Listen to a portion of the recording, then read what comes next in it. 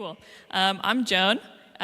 This is a bit intimidating because usually in times of serving, I'm either back behind that cage or way up there. So being in the front's a new first for me, but a very exciting one. Today, I'm going to be talking to you guys about waiting with God.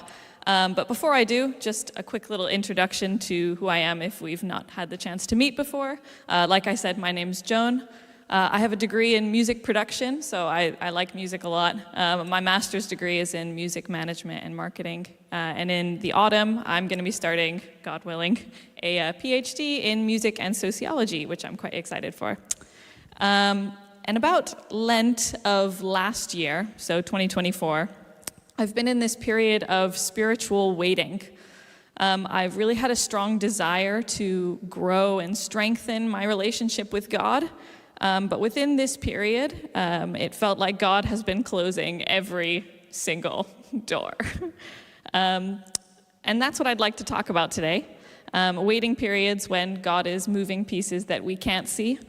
When God appears to be closing doors, but the path forward isn't quite clear just yet. Or times when God feels quiet and distant from us, but isn't, but it feels that way. And the importance of waiting with God during those times. Now, why am I saying waiting with God? Well, personally, when I've heard this topic spoken about, waiting, trial periods, there's been an emphasis to wait on God's timing. And we know through Scripture of God's sovereignty, that He is the ultimate ruler and the all authority, that He is all-powerful and all-knowing and in complete control. But sometimes the magnitude of all of those words can make God feel very distant and removed from us. Kind of like in the movies when you see like a really powerful character watching the protagonist through like a crystal ball or something like this, but they're not like there, you know? Now personally, when I think of God's sovereignty and waiting according to God's timing, John chapter 11 is one that frequently pops into my head, where Jesus raises Lazarus from the dead. Specifically, verses 33 through 35, which I'm going to read in just a moment. But prior to these verses, both Mary and Martha independently come up to Jesus and they say, "Lord, where were you? If you had been here 2 days ago, Lazarus wouldn't have died." That's paraphrased, but it very much captures laments that likely all of us can empathize with to an extent. If this had happened, then blank. If you had opened this door for me, if this thing had fallen into place, if I had that opportunity, my life would look like this. It is singularly focused according to how we are seeing and understanding the picture.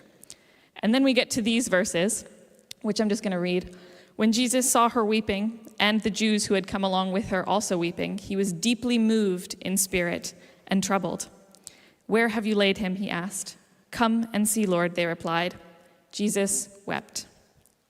Now, when I think of God's sovereignty, these are the verses that come to mind, because all-powerful and all-knowing, before he has even arrived in this situation, Jesus knows what he's about to do.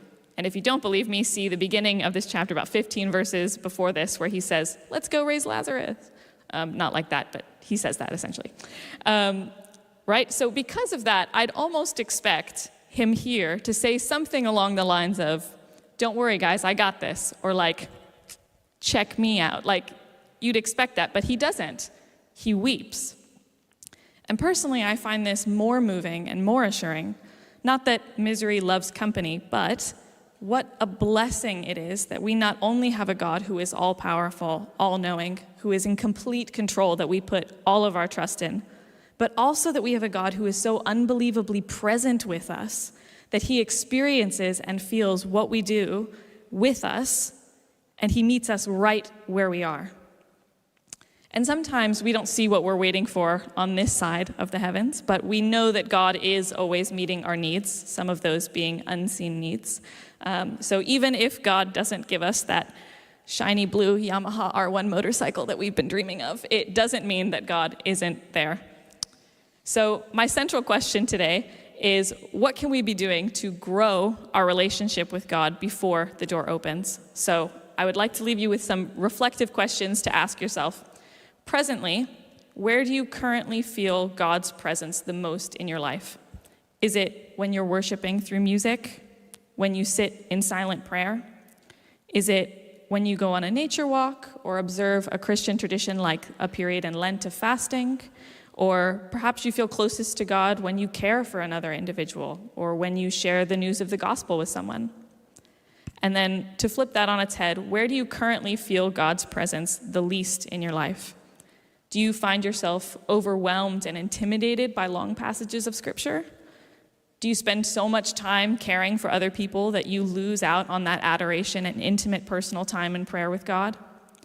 Does sharing the gospel with someone else fill you with anxiety? Now, what I'm not saying is to flip your entire worship regime on its head, throw out all the old stuff, and try something over new, like completely over waters, like overnight.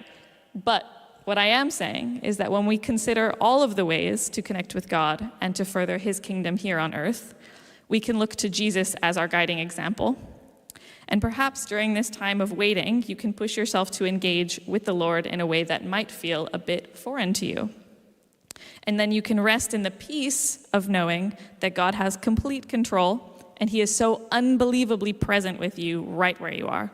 So let's wait with God. Thanks.